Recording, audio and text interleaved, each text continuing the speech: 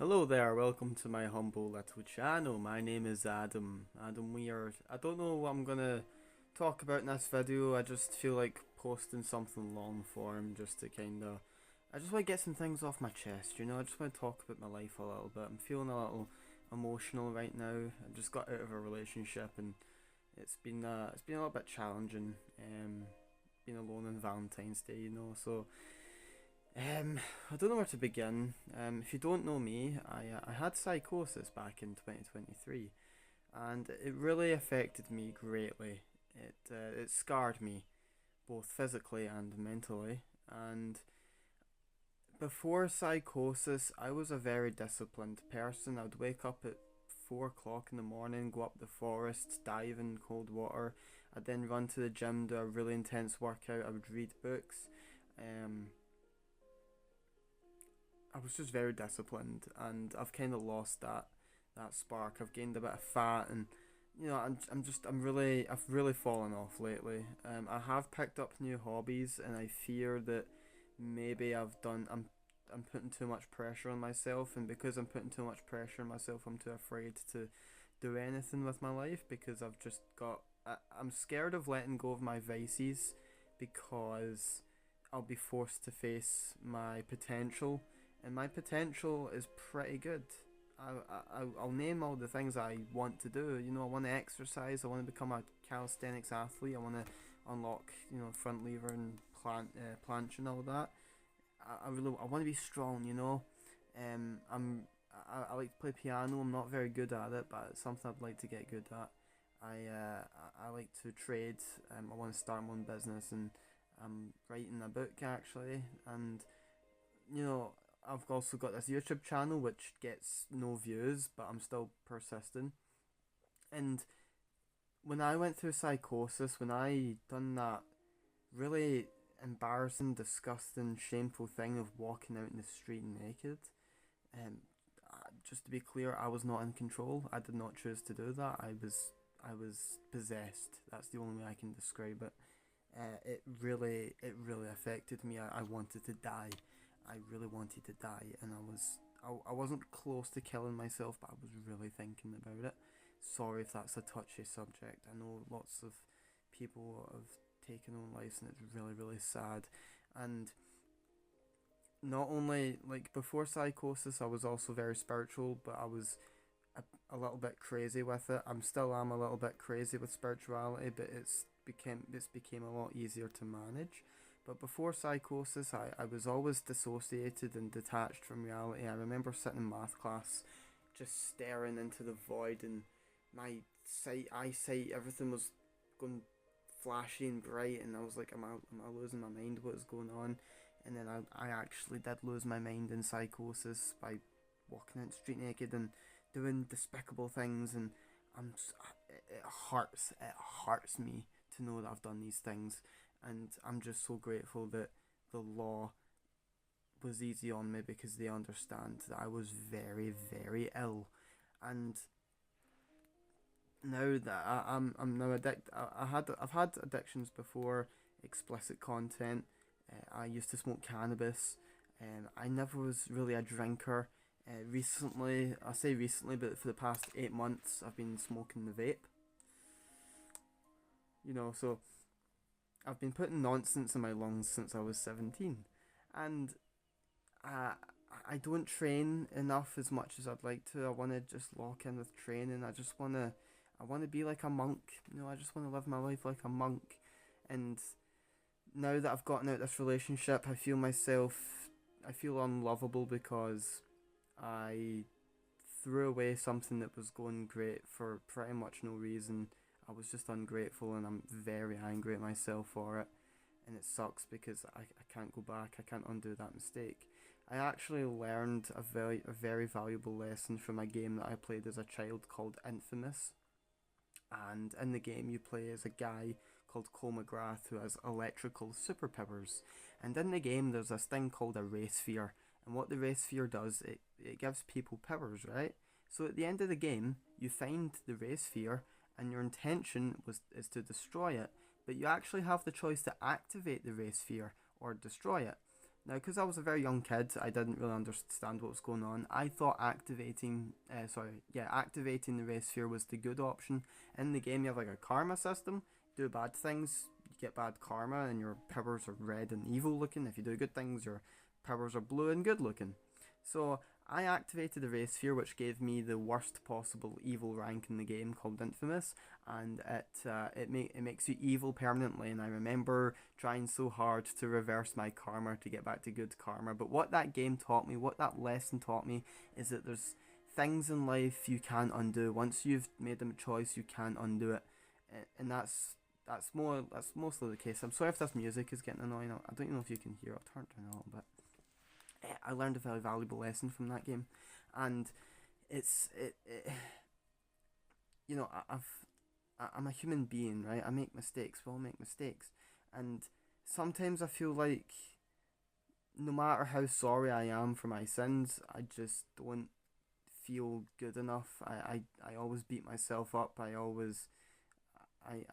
made terrible decisions in my life. Not terrible decisions, but ones that I shouldn't have made, and it's really shaped the way people see me. I don't have many friends. I've got a little group of friends, the boys. We call ourselves Egg Soda, and I love them to bits. I've got my family. I've got my cousin. I've got some other people, and I'm really grateful for them. And the, I thought I didn't want love because the emotional attachment was too scary, but I realized too late that I think that's what I want. I want love, but I don't feel worthy of it anymore because of what I done to my poor ex. And because of that, I I'm only 21 years old, and I've got so much time ahead of me to find somebody. But I question: do I even want love? Am I just going to spoil it and throw it away again? Am I going to seek validation from other people? What is it I'm doing? You know, there's a book called let's see if I've got it here. Oh, I can't find it. Hold on. Um, okay, I can't see it. It's not there, but it's called Way of the Superior Man. And that book taught me a lot about women, and I wish I actually applied the knowledge. I've actually read the book twice. It's a good book. Um, you might disagree with some of the things in it, and maybe that's valid, but it does say some kind of misogynistic stuff. I think you'd call it misogynistic. I don't know. I'm not going to go into the depths of it. I'm not going to tell you to buy the book because you might not like it, but there is some valuable information in it, and it taught me a lot about women. And now I feel hollow. I feel empty, and after psychosis, I came to the truth, or not the truth, because I'm not claiming to be the truth, but I came to the belief that everything is God. We're all God in disguise. Even Jesus himself said that when he was on the cross. Well, apparently, I don't know if that's true. We don't even know what Jesus looked like. There's a chance that he was black. That's why I don't follow religion, because it's very contradictive and control based, and I don't like religion. Who knows? I might convert to religion when I'm older, when I get a very absurd dream about Jesus coming to me, which I actually did have. I had a dream. I seen like a cross, like the cross, and it was like golden and bright.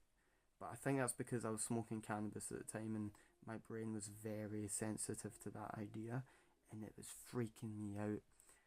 And I get people commenting on my videos saying, "Oh, you need to follow the gospel," and and that's great. They have good intentions, but it's just not for me. I'm a bit of a rebel. I'm not a Satanist or anything. I don't necessarily believe in Satan. Well, I do, but I don't believe Satan is an entity separate from God. Everything is God, therefore everything is Satan. That's the way I see it. But see, God is just a label. I like to use the word universe because that the universe is something we can actually see and measure, unlike God, a cosmic deity in the sky, a man in the sky with a beard. I don't believe that. I don't believe God's a man. I believe it's an energy. I've had many people tell me that before, and I believe them. And now that I've came to this realization that everything is God, and I don't want to claim to be awakened because I'm not awakened. I'm just a confused kid who overthinks reality and explores the concept of consciousness to very great depths. It's left me confused and kind of wondering what's even the point of all this? What's the meaning of all this? And it's really killed my motivation because I spend so much time obsessing over cosmic ideas, and it can be quite a burden sometimes. Because just to follow religion is just, for people, it's like a comfort and certainty, but it's not reality. At least I don't believe so. Look, if you're religious, great. If it makes you happy and feel content, that's great. But when I get thoughts about religion, I get very uncomfortable, and I feel pain in my chest, and it actually gives me physical symptoms because it scares me, because it doesn't make sense. I like things that make sense. You know, I like to, I'm a very scientific, I'm both like spiritual and scientific. You know, I'm in between those lines. We should put science and spirituality together instead of separating them, because to say that the world was made in 7 days and Adam and Eve and all the stories in the Bible, you can't prove it, you know, but you can prove evolution. Saying that, I don't know if I believe in that. I do believe in evolution, but I do have a subtle belief or theory or sort of nudge that pulls me towards maybe we're not actually from this planet. Maybe we're aliens, but that's just a crazy idea. I'm not going to get into it. It's just a little thought, because I do find it strange how different we are from animals. But I'm very open to the idea of evolution. I do believe that consciousness came first and then the universe was created, and then consciousness chose a point in time of the universe's age to incarnate as a limited being, such as a human, such as yourself, because you are God in disguise. I am you and you are me. That's what I believe. But what does it mean to be awake? How does it change your behaviour? Well, I see lots of people say that spiritual awakening can make you very lazy and unmotivated, and I can agree with that. I'm not claiming to be spiritually awake, but I do know that I've got a few screws loose, and I'm a little bit not normal. People called me Adam Weird for a reason, and honestly, I own that.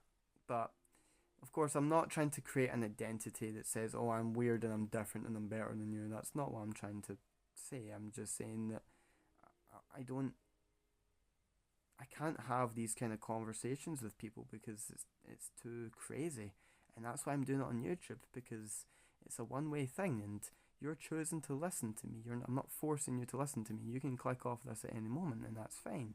But as I was saying, after psychosis, I lost my discipline. I lost my drive to be better, and I just want to get that back. I'm afraid of my own potential. You know, I like to, I want to train. I want to play piano. I want to learn languages and science and meaningful things. I want to just do things with my life instead of just all I do all day is just sit here, look at my laptop, and watch nonsense. And it's soul destroying, but it's comfortable. It's my own little prison that I've created for myself, and it's very comfortable and it's hard to escape from. I do work out every now and again. I do like short workouts throughout the day. I will sit down at my piano and play some notes. I'll do my Duolingo every day, but like I'll do the very bare minimum. I'm just doing the bare minimum, so I'm still making progress, just very slowly, when I could be making it faster. And like I said, maybe I'm putting too much pressure on myself. And if you feel like, if you're really ambitious and lazy, you know, that's normal, because life is full of distractions. It's so easy to be distracted because we have so much sources of dopamine at our fingertips. We have the entirety of human history and knowledge at our fingertips, and it's so easy to just be a nobody. But that's the thing, it's also easy to be a somebody because most people are a nobody. And I don't even know, man. I'm just a little sad and regretful right now, and I'm just trying to find myself. I'm just trying to escape my own prison, and I just I just want to evolve. I just want to be somebody, and it really sucks because I'm being ungrateful. I've got a really good life, and I'm being ungrateful, and I'm not being happy about it. And it's annoying because I feel like I I should be over the moon with how gifted I am, but I'm not. And I'm like, why is that? You don't know what you have until it's gone. That is a very cliche thing to say, but it's so true. You know? Don't really know what else to talk about now. I just wanted to rant because if you're watching this, you're listening to me, and I'm very grateful for that. Thank you. I love you. um, I want to do more. I want to post more and try grow this channel and hopefully get somewhere with it. I've felt like giving up recently because I've been recording YouTube. I've been doing YouTube for a couple of years now, a few years actually, and I've got no supporters. I'm not gonna. I'm not like somebody that's like, oh, subscribe and like, smash that like button. I'm not one of them. You know, if you're interested in the content, you'll interact with it. I don't need to tell you to do that. You know, so but yeah, that's as I look at the clock, I see 15:55. Angel numbers, I like to call them universal numbers because I don't believe angels are something that are separate from the God or the universe itself. It's just what I believe, you know. I'm just gonna relax now and listen to music and vape and just drown myself into numbness. Stop getting high on YouTube. Start getting high on life. May the universe guide you, which it will. And again, I love you to the great attractor and back. Mwah.